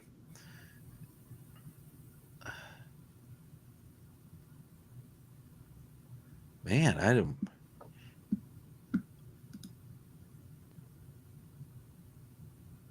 He was talking about the you can pin. Do you have a pin muted YouTube browser? I think he's talking about the actual link. Could be. Oh, all right. Man, what am I? Somebody's saying, what in the world? Oh, are they talking about the flat tapper cam on the 305s? I bet that's probably what that's from. That was not me that did that, right? So don't think I'm a genius. The guys that I learned it from is a guy named Pete Ramirez. He was showing me that, and I'm like, oh my God, I didn't even think of that, right? But that's where it starts to get you thinking on those levels. And that's where, if you want to be like a true gearhead, that's where you got to learn those things from the old school guys that have already been there, done that, got the t-shirt, right? Yeah. Don't make fun of that boomer guy sitting on the corner. That dude, like literally is a wealth of knowledge. That dude was working on solid flat tappet camshafts, went to Vietnam for a war that he didn't even really want to go to, and then came back and worked on flat tappet camshafts in a wheelchair.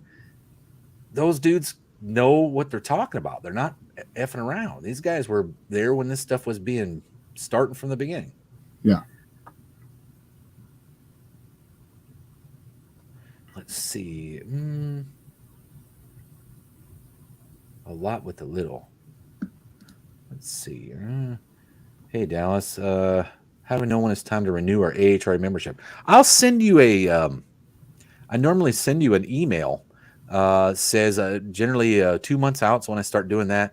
And I'll send you an email saying, hey, your membership will expire soon. And then the other one saying your AHRA membership will expire this month. And then you'll also get another one that says AHRA membership has expired. Yeah. So let's see. Colleen was talking about something a little farther up here. Did I miss something? Yeah, it was basically an 810 right there. Yeah. Speaking of improper engine building, who here would run a 71-318 with a 1/16 inch nick on a connecting rod journal? Keep in mind I paid $150 for the Ram 50. 1/16 of an inch nick? I wouldn't even sweat that. Yeah, basically I would just I guess as long as it's not on machine, it's not on a machine face, right? Yeah, I think that's what she's talking about is on the journal. But if you can't feel it come up, I would polish it and see if it comes out. Because I would just polish it. She's talking about on the crank, huh? I was thinking on the connecting rod. Okay, I'm an idiot. It's all right. No, I just like Shane. I polish that stuff at home. Yeah. I go down to Napa. I buy a roll of like 600 grit emery cloth. Yeah. Mm-hmm. And what you do is you tear off a piece about, 24 inches long.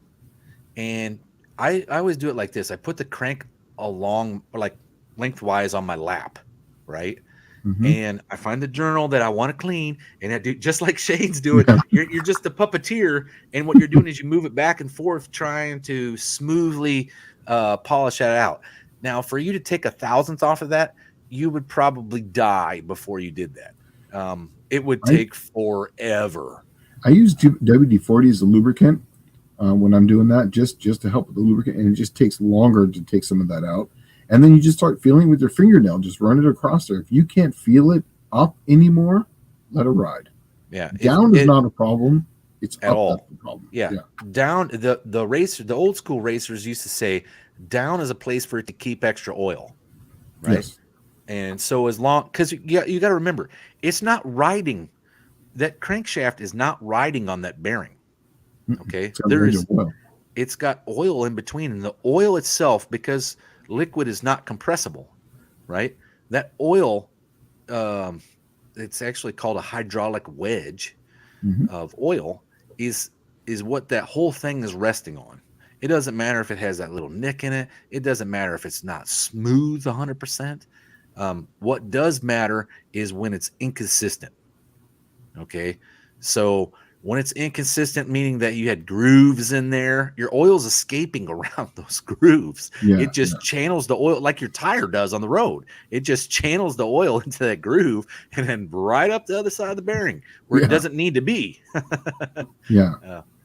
So, yeah. All right. But yeah, I would polish that sucker out. And like Shane was saying, the rule of thumb generally for any machine work is your fingernail is if you can catch your fingernail on it. If you catch your fingernail on it, keep going. If you can't catch your fingernail on it, no, you're done, right? Just like the same way when you check the grooves in a cylinder wall. If you can catch your fingernail on it, you probably need to take and at a minimum hone it, but it's probably going to have to be bored. But that used to be the rule of thumb for all of it. Yeah. I mean, this is not going to be a race engine, because usually if there's a nick that goes down, it will capture oil. But if that oil superheats, that's when you're going to have an issue, because you got to get that oil out. So usually if you have something that goes down, it's not going to be for like a real race car or something that's going to be for a long period of time. But if it's a drag car, don't even stress it. Just let it ride. Okay. So Colleen, that nick will fill out, but the high area around the nick must be filed down around it. Like Patrick said, nicks gouge in and displace out. Yeah, so just like cylinder walls, okay, you can get away with some pitting in a cylinder wall. A lot of guys, if you go to a machine shop, there's an old rule of thumb that, I don't know, farmers used to say, I don't know if it's in the racing world application, but it's probably the same. A machinist never met a surface they didn't like, right? And or that they did like, I'm sorry.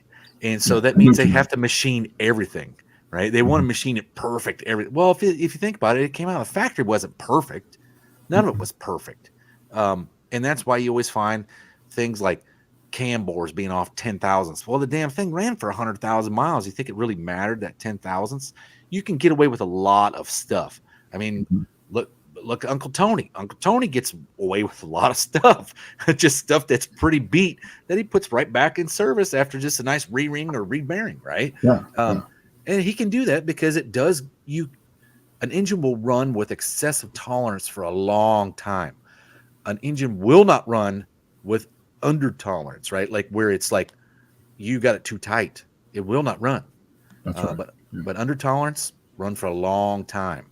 There was an old saying that if it's too loose, nobody will know. But if it's too tight, everybody knows. Yeah. I think that's the saying. I'm not exactly sure, but yeah, that's. Yeah. Well, the machinist one for the farmers one, when going back to that, like the cylinder walls, I've had a lot of them where you take them in and they've had water in them, right? And the machinists will always go, "Oh, water! You got water in here," and you'll have like these black spots in the cylinder wall, right? Not true pits, just water staining. Yeah. Okay. And they'll want to machine that out. Well, that block isn't growing any more cylinder wall, right? I'm sorry, but the more you can keep of it, the better it is, because then it's there for available rebuilds later down the road. Correct. Yeah. And so what I do is I normally will hone that, and you get to those black spots, and you can let them ride. I mean, that's a little bit of rust down in the grains of the iron. It's not going to do anything. My father and my grandfather used to say pits are okay as long as it's not pitted, right? Mhm. And that's because what'll happen is you'll get hot oil down in there, and it will eventually turn into carbon, and it'll fill that pit in, and then the ring will just come by every time and take anything that excessively builds up on it off. It's not going to hurt it one bit. You'll probably Yeah. never even notice it. Now, if the thing, is bad like Freddy Krueger's face, you're probably not going to get the ring as a seal, right? Yeah, that's funny. That's a good one. Yeah. But all right. So what do we got here? Any more questions? Let's see here. Let's see. Bear Rose Garage says the drag link angle to stop bump steer is too complicated with shackle forward mounts. Must be talking about forward drive stuff. Probably straight axle.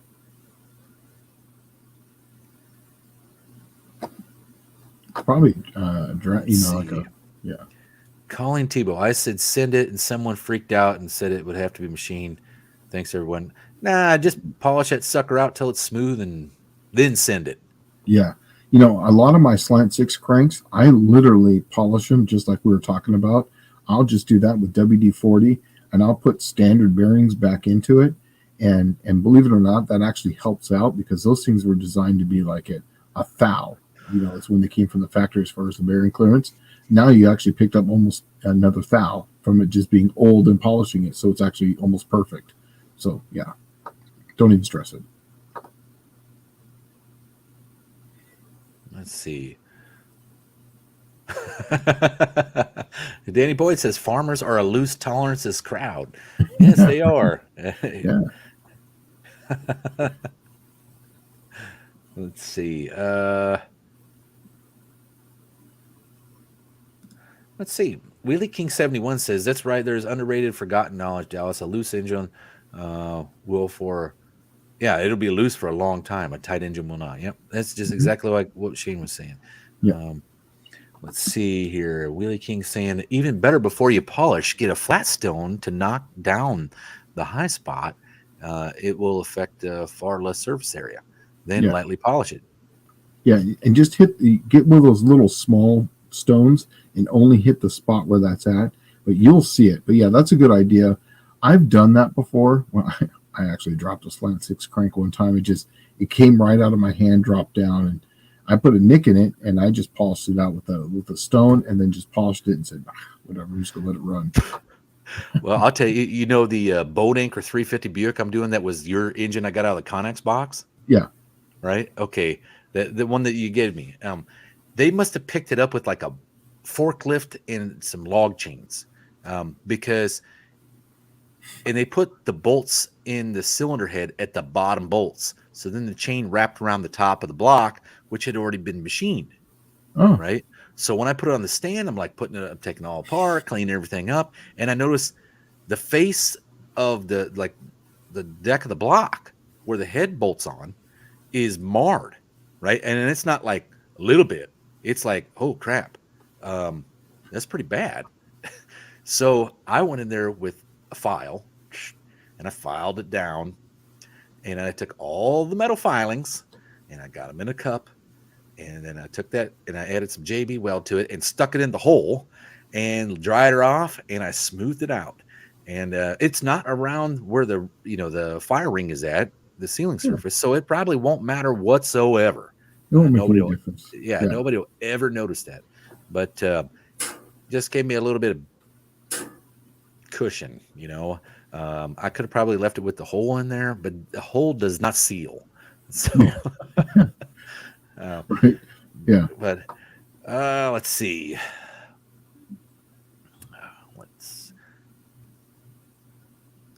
Okay. First Responder Garage says I run twice the clearance with stock pump. Works great, but you have to do certain things to the pump and screen to prevent aeration. Yeah, absolutely. Yeah, I always go. In fact, one of my videos, I was showing how to take the screen, to see how much air you have in the screen. You take that, and then you multiply it out, and then you basically lose 25% because of you're going to lose friction around the corners and stuff.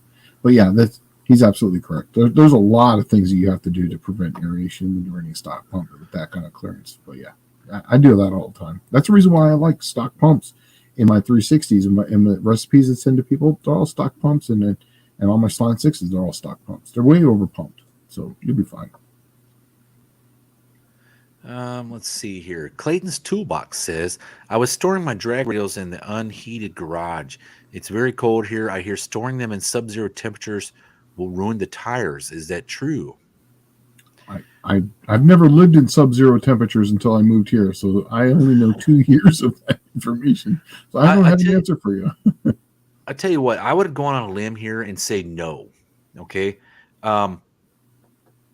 If you think about it, there's a zillion drag cars across the country. Like countless, right? And a lot of those cars get stored in sub-zero temperatures. I think the most brutal thing you could do to them is store them in sub-zero temperatures with weight on them, right? And that's probably what will ruin them. If you have them off the vehicle, that's probably fine, because what's going to happen is all that stuff is going to harden. The compound isn't going anywhere, right? And it's not going to break down with cold. Generally, things break down with like UV or excessive heat. So I would think probably what would ruin them would be storing it in excessive cold on a car with weight on them. Because then I do know for a fact they will get flat spotted easy because they're so soft. But other than that, I don't think it's going to be a problem if you just have them off the vehicle, no weight on them. Yeah. Yeah, and in fact, on my car, I just put on jack stands. There's a lot of people do that. Yeah, that's the easiest way to do it. Yeah. But let's see.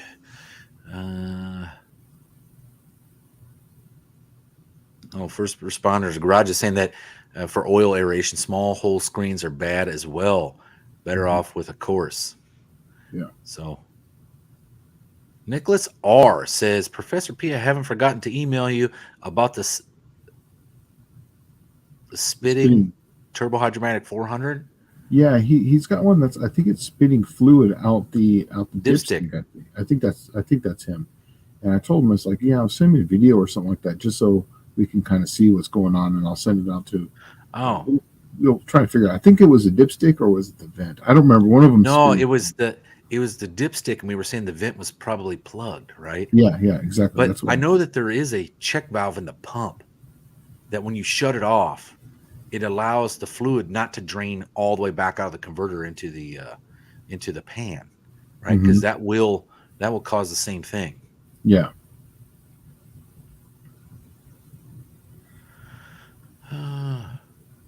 When Danny Boyd's saying, he says he thinks the cold dries out the rubber. Could be, yeah, because it's really cold. It's really dry out right now. So yeah, when it's cold, it generally does get dry, but especially when it's below zero or actually below freezing, right? So that's when things get to be really dry. That could be the case. I honestly don't know. Definitely look at the manufacturer's website on that, because that's not something that I have ever ran into before, but I do know it used to really screw slicks up bad when you stored them in the winter in cold garages, because they would flat spot so bad because that rubber is so soft. I was going to say you'd have to drive it around for a good 20-30 minutes to get the tire to come back around. Yeah, I actually asked a guy at Drag Week about that, because I was getting those tires placed online, and I was like, if I leave these on the car and sit them down, he goes, yeah, just make sure they don't sit on the concrete, because it will actually leave stains. It'll leach the oil out of the tires, and that will actually do it. That will dry them out. Yeah. So Jody Pearson saying, a sprint car driver I know will not store his tires in the cold. I live in North Dakota. He said he doesn't want them to crack. I don't know. It's what he said. Maybe it has something to do with that. The compound. I guess it's because it is glue that's somewhat embedded in those tires, and that's why when you do the burnout, it actually comes to the surface. There may be some theory to it. I don't know. I've never had to deal with it, I guess. I've been fairly lucky. Like I said, this is the closest I've ever been, like living here, living in a place. I mean, we could go to the mountains and be cold when we were in San Diego, but here, I've never had it like, 0 degrees at my house. So I've never had that. So I make sure that they don't touch the concrete and they're up on jack stands. So Nicholas R, have y'all messed around with soaking tires? I did one time. Dude, I did this on street racing stuff. Exactly. Remember when the VHT, you could buy the VHT in the can. And you would yeah, exactly. You would put you'd spray it onto like towels, and you would lay it on the tire, and it would make them all nice and soft. Oh yeah. No, I learned a different thing. So we took you would buy the 1 gallon can of VHT, right? Yes. The 1 gallon, or I don't remember what it was called. Like I don't remember either, but it was a Super Shots, whatever it was. Yeah. Right, and it had like its neat little name. It was like I don't remember, the Track Pal or something like that. It was like literally like a 1 gallon can. And what we would do is, and you would get aluminum foil and wrap your tire in aluminum foil and then make a little funnel at the top, right? And you'd pour this stuff in at the top and it would leach all the way down that aluminum foil and it would just pack it into treads. And man, you just let it sit there and it would, here's what was neat. The stuff that would come out the bottom of that aluminum foil, it would literally eat the asphalt, right? I mean, like you go to drive off and there'd be a freaking pothole where you were sitting at. Yeah. We'd be basically, when I was go to like Escondido, we used to meet up by the McDonald's there. And I would jack up my car and I would have this and it would be in towels and I'd wrap it on the tower. And then I would put the car back down. And after a few weeks of doing that, because I was always been in the same spot, that asphalt literally where I would drive away from, that asphalt would basically just be, it would be like 2 trenches because it would just eat it as I would go away. Yeah. I'm not sure if it really helped or not. It was supposed to. So I was like, it did. It makes it soft. I could do. It makes it soft, man. Yeah, it did. Really soft. Yeah. But you could feel like, it, dude. You could take a 50,000 mile tire and make it a 5,000 mile tire if you're not too easy or too careful with that stuff. Yeah. Because the first time I ever did it, I learned it from an old guy, an old timer. His name was Pat. Because I was in the Navy the first time. I had a 66 Mercury Cyclone GT, right? It was a big block Ford and 4-speed, and oh man, it was fun. But Pat was like old school street racer, married his sweetheart, lived down in Tijuana, right? And he would only come up like, for street racing weekends, like off the 905. Or he would go up to what's the big one, the Escondido. Remember they used to have the fuelers on Main Street in Escondido? Yeah, they would have Nitro Night up there on Nitro Night.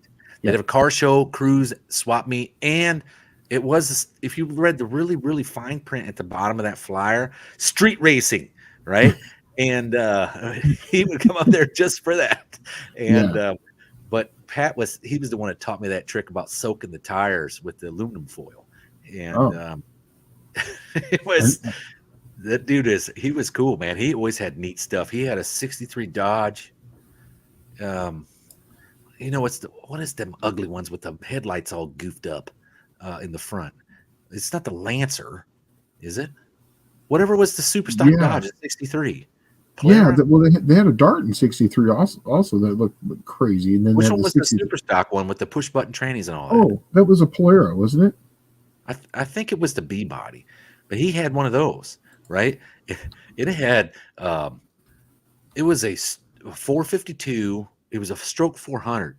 Had like aluminum heads on it and one of the big cross ram intake manifolds, or maybe it might have been a 440.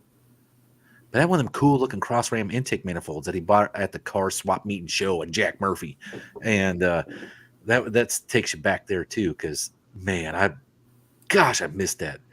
The car swap meet and show was like the coolest swap meet ever, and it happened every 2 weeks or a month or something. The car was a 330. It was actually called a Dodge 330 Max Wedge Lightweight, is what they and it's a B body though, right? It is a B body. That is correct. Okay. Yeah. And that's what he had. Was Pat had one of those, but it was just, they're uglier than sin. It had dog dish hubcaps on it, and it was easy to get sleeper street racing. And that was my thing, was like, street racing was fun. I love the sleeper rope-a-dope. I love it, right? When you take something that nobody else has and then just go wreck everybody, right? And that 905 freeway or when it's not even an interstate, it was a freaking 2-lane highway. We used to race off the side of it on the south side on an industrial park. And dude, there was so many awesome sleepers. And I read an article on Hot Rod about 1993 that was talking about the street race sleeper scene in San Diego, or actually in Southern California. And that's the first time I'd ever seen guys painting white walls on tires, right? They were screwing hubcaps on so they didn't fly off when you do a burnout, right? There was so many neat things that was happening, like the underside of the dash, and it was like there was a car in there that was a 78 or 79 Pontiac Grand Le Mans, which is so it's like a 2-door Malibu from 78, 79, but it had the funky, nosed Pontiac fronted on it, and then it had like this crazy stroker Pontiac with a quadrijet, and it had an air cleaner that said 301, right? And that's the turd that Pontiac made in 78, 79 was a turd 301. And the Pontiacs are all at intermediate blocks, so they all look the same. Yeah. And this thing was nutsola. I mean, like wheelies big time on the street. And back then, you didn't do wheelies on the street. It just didn't happen. They didn't hook good enough. But that's what I was looking for in Southern California. In San Diego, it used to come in droves. There was a Nova wagon that would come from Mexico that was just freaking bad to the bone. Man. Like now all the kids run to Mexico to do their street racing. These cars were coming from Mexico and to come wreck those American asses, right? Like bit money, yeah. That was my very first off the 905 was my very first watching 1,000 horsepower, $1,000 race on the streets. It was actually right there at the 905. Dude, I used to love going to that thing, man, and it wasn't like there was only literally 2 places to race in San Diego. All the other street racing places that happened was literally a bunch of freaking numpty people that were doing dumb shit, killing people. There was never anything like that at this thing. But we used to go to that AM/PM. I would get one of the big burritos at AM/PM and 40 ouncer of MGD, and we would just hang out there with a lawn chair and just watch all these cars run. Man, it was so much fun. That stuff is called, I know I'm shifting gears here, but I think it was called Track Bite. I think it's Track Bite. Okay. I thought it was Track Pal, but it could have been Track Bite. Oh, maybe that's the PJ one. No, VHT Track Bite. Yeah, it's called Track Bite. Okay. Yeah. Yeah. Well, it was driving me nuts. I had to Google it. Did you used to go to that Super Shops right there on is it Elkhorn Boulevard?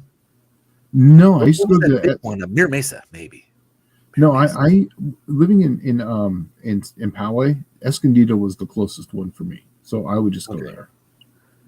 Yeah. That the Super Shops they had there in SoCal were pretty awesome. They didn't have any in my little Turdmobile town, but I did see the one in Memphis. See that you're in a good spot there, Shane, because off Democrat Road used to be all the hot rod shops. If you went down to where you got the train tracks by your by where you work at, okay, follow that further east and it'll come to a big T, like a big 4-lane T highway, something there. That's Lamar. Yeah. Okay. Lamar right there used to be the world's biggest super shops. It was like, I don't know, half a block long. Yeah. It was freaking enormous. It was right there where Democrat Road ran into that T.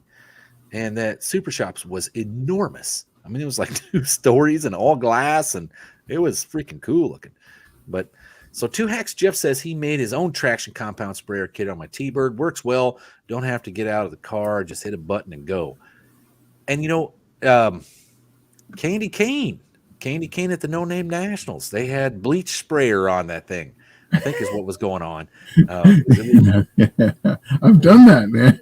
I'm pretty sure that Stephen Myrick had had like a bleach sprayer on there. Yeah. So Scarlett, the 4-eyed Cuda, says, "Is a Carlsbad drag strip still around?" No, sadly, no. It was the last holdout for Drag City. It was the last track of the Southern California Big Heyday Days drag strip. And I'll let you know this. I ran there in 96 or 7. That was almost the end. It was all about the news. They were trying to get rid of it, right? Yeah. That place still looked exactly the same as the pictures you see from the feelers in the 60s, man. It was still a dirt road getting in, and you still had to go uphill. Yeah, it was vibrating where they had Yeah. graded it so you couldn't go more than 5 miles an hour, and it was dirt, and you went by probably the world's most killer freaking motocross track, and then you got to the pits.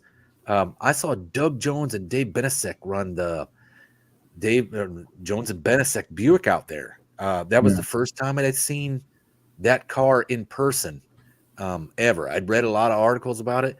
Dude, I was like, oh, look, there's a red Buick here at Carlsbad. How ironic. You know, I'm a big Buick fan driving my Mercury Cyclone. And this sucker stood on the back bumper, and you could have literally counted how many bolts were holding the I don't know, the tail shaft housing on. I mean, this thing was way up in the air, and it was fast. I remember I called my dad. I said, man, you won't believe how fast this red Buick is. He said, red Buick? Oh, man. Does it say a stage 2? And I'm like, oh, I don't know. I'll have to check. So I went back the next week, and that was them.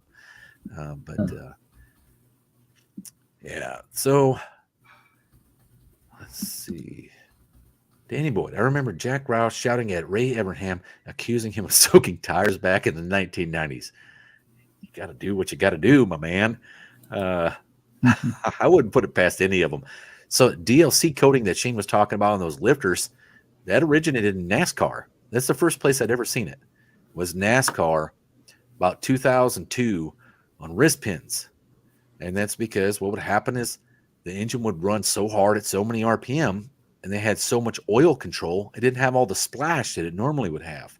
So those wrist pins would sometimes run dry. And what would happen after 500 miles of wide open throttle at 9,000 RPM, it would eventually get to the point where it would break one of those wrist pins, or it would break the skirt of the piston, and then it'd have a catastrophic engine failure.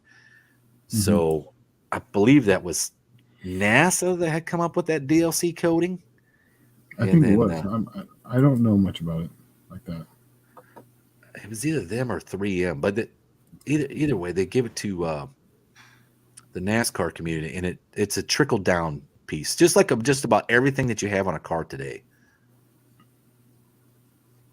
Yeah.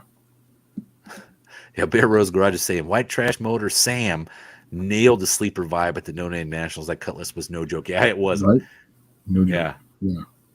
Yeah. Let's see. Tire soaking is supposedly dangerous. I'm told compromises the tire integrity. It makes it. You know what it also compromises? Being slow.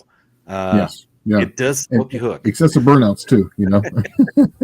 But that's the reason why I was told to use the towel, so that way it didn't get on the sidewall. It only stayed on the actual the tread part.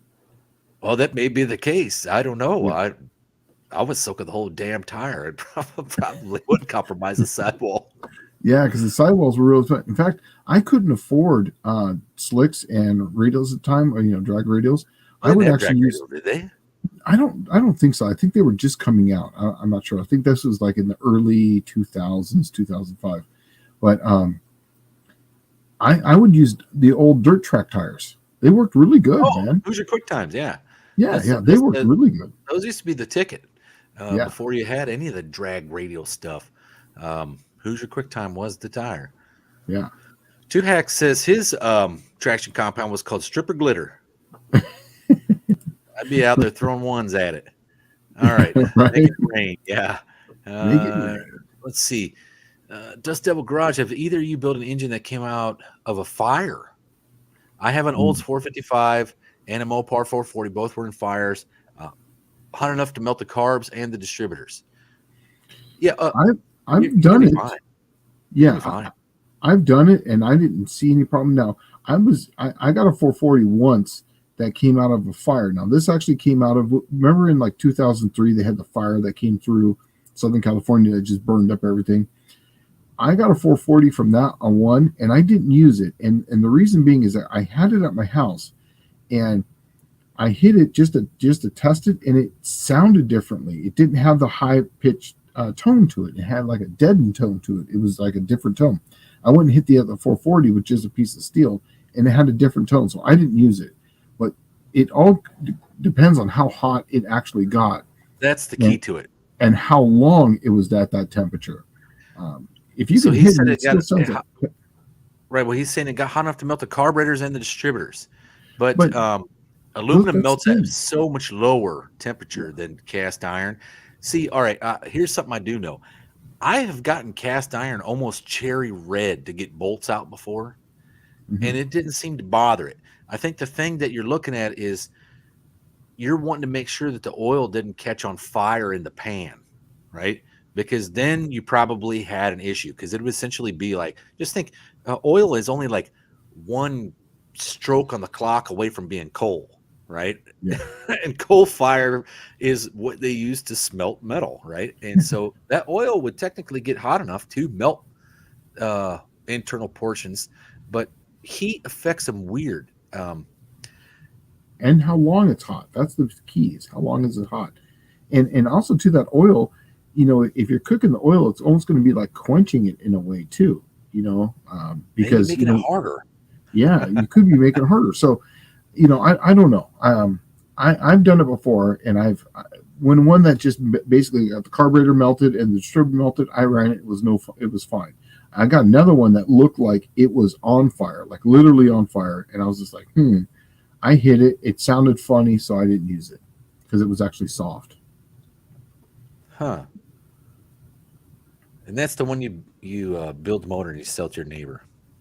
All right, maybe not your neighbor. I threw it away. I didn't even want to sell it to anyone. It sounded funny, like you hit it. It was just thud.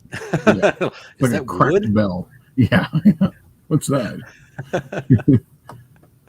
Oh, here we go. Jody Pearson says that was on the other side of the street on Democrat Road. Oh, was it? Other side of the street? This super shops?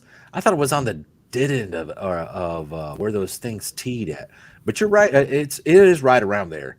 I've only been there once. It was like 1995, and I went there, and my buddy Jeremy took me there. That's the first time I'd ever seen a true, real deal speed shop in my life. Yeah. The rest of the time, speed shop for me was like the junkyard. Yeah. So, Now that whole area now is nothing but liquor stores, pawn shops, and drugs. stripper glitter.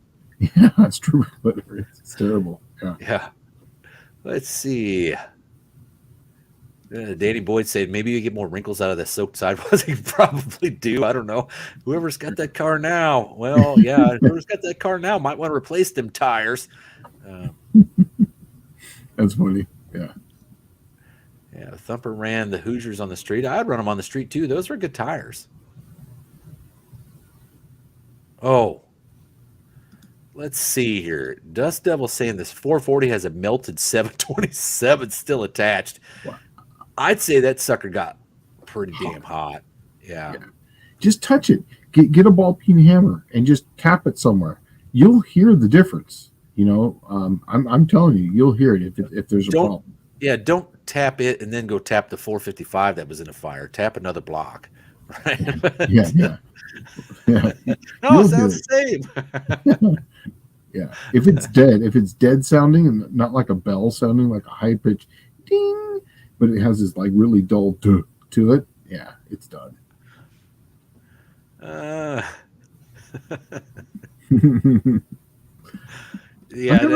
I'm right there with Bear Rose on this one. Oh, hot enough to melt a training bell housing might be too much. That's some thick aluminum, unlike a thin carburetor. And I was thinking the same thing. Like, gosh, man, a whole transmission. Because think about it, that train is pretty tightly packed, and it's pretty much filled with hardened steel. And so, man, that would be a lot of heat.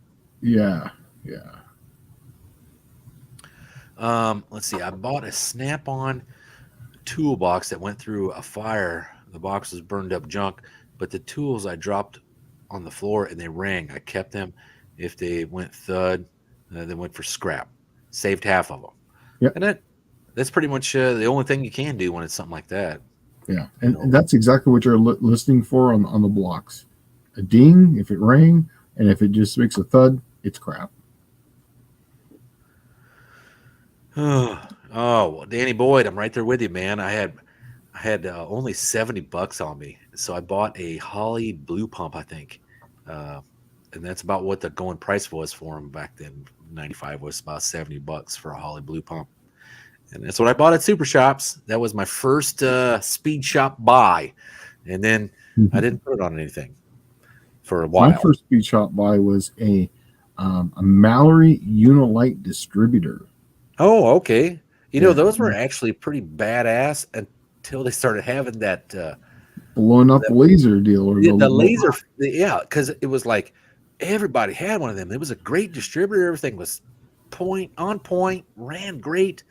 And then all of a sudden, everybody started having failures around like 1 year of owning them.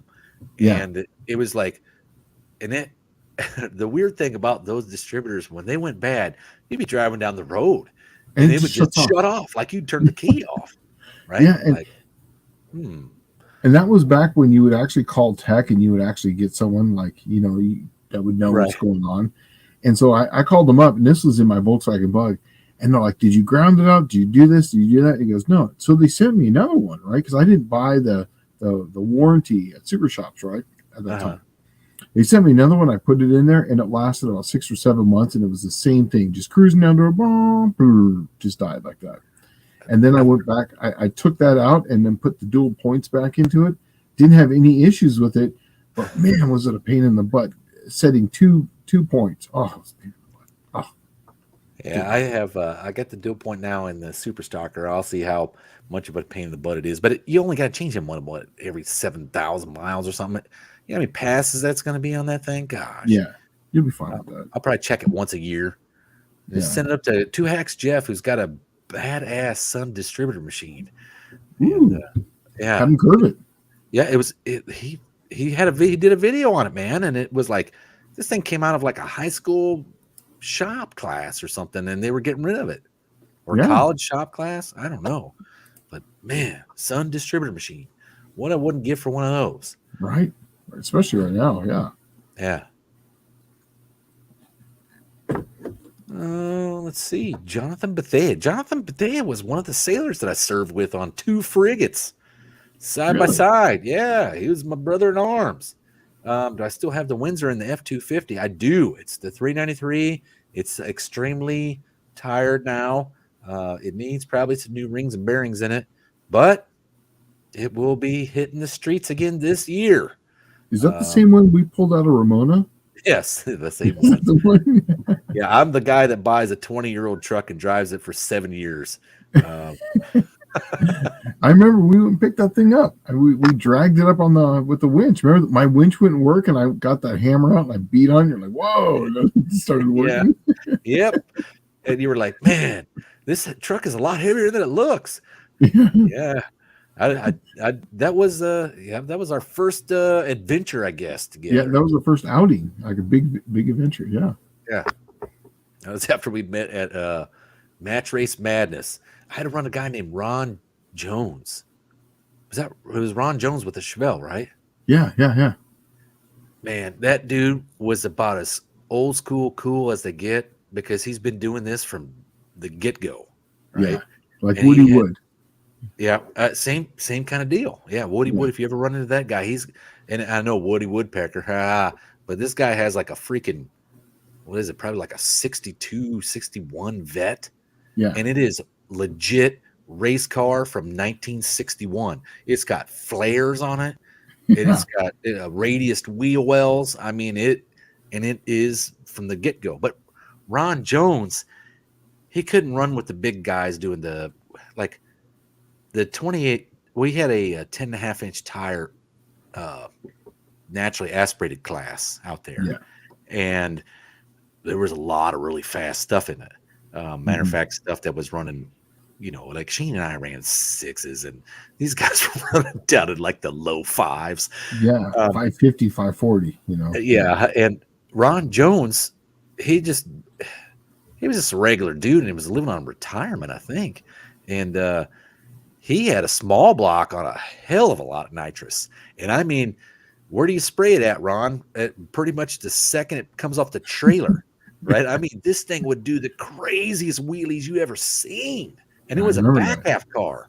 Yeah. And so Shane and I got into this because this Mattress Madness deal was actually getting a lot of fun, and it was more or less just a fun get together where everybody's just running heads up, best of 3, and then that's all we were doing is just having fun with it. And Ron Jones would get his ass meleeed every event, and I don't think he ever really won one, but he went there for the fun, the fun of just racing, right? Like, I mean, Yeah.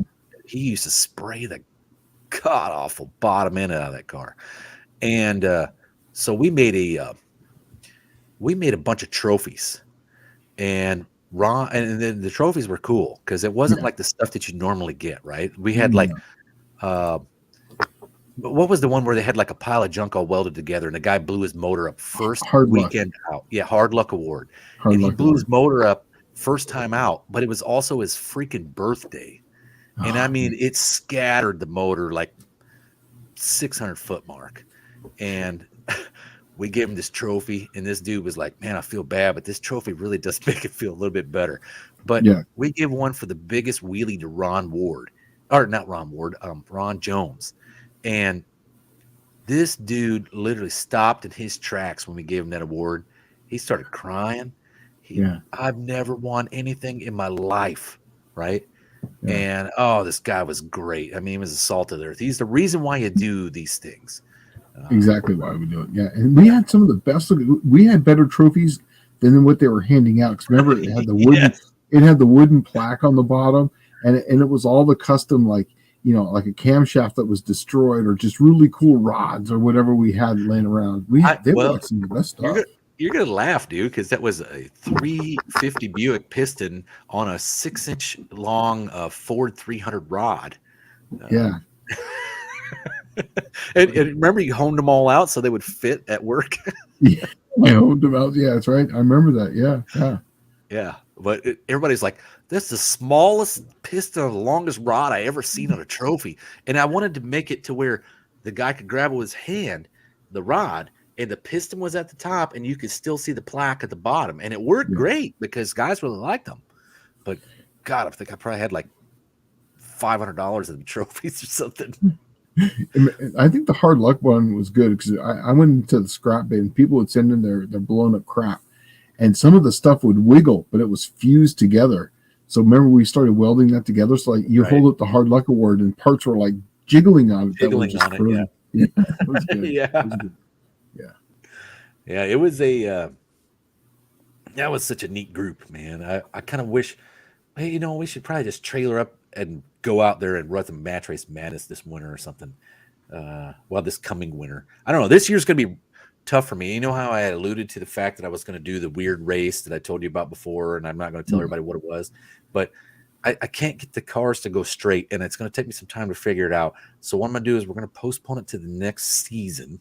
Okay. And this time I'm going to put it on the schedule, and I'm going to put it on the AHRA seasonal schedule. So December, January, and February, we'll be having a race. You don't have to leave your house, right? Good. If you're an AHRA member, you're going to be already in this thing. So it's good. You know, you should do it live like this. Do it live like this. You know what I mean? So everyone can come in and watch it.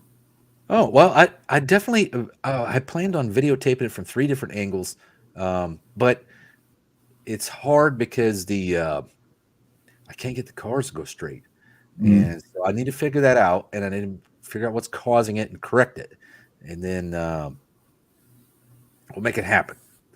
So it could just be a belt torque thing, you know. Yeah, and it probably is, but well, this leads us up to the 2-hour mark for the Wednesday night tech talk. This went pretty quick. This one went quick, yes. Yeah, but man, I guess, do you have anything you need to plug, Shane? Did you make anything new? Stuff I got a video coming up that I don't want to plug anything on that one yet. Okay. Yeah. Well, that's a piece of cake. I guess if we're going to wrap it up, make sure you get your AHRA merch over on our AHRA eBay page. And I got a bunch of stuff up there that's probably new if you haven't seen it for a little while. There's some new things up there, some decals and all that. Still got some hats left. I'm probably going to need a new one. I see I worn through this one.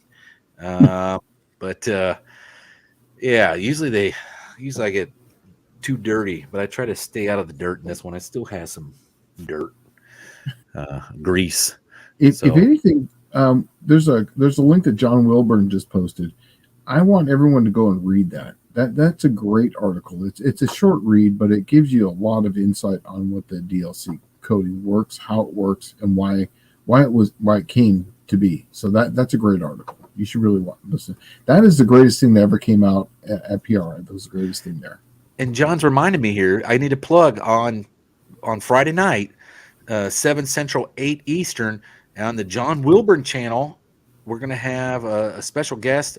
Myself and John are doing our bi-weekly update for the No Name Nationals, and we're going to announce a big partnership with the AHRA this year, and then what it means for you. It's a big plus if you're a member.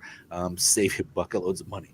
So we've worked at this for about a year to get this thing going. So be there on Friday, and you'll find out what it's all about. Get your AHRA membership now so that you can get in on this this deal as it happens. So, all right. One more thing, the Big Block 402 channel. He says he's going to be going live after this. So I guess why don't you guys go check it out? Yeah, go on over all right. there. Well, stop on over by the Big Block 402 channel, which is Mr. Steven Myrick. He's a good dude.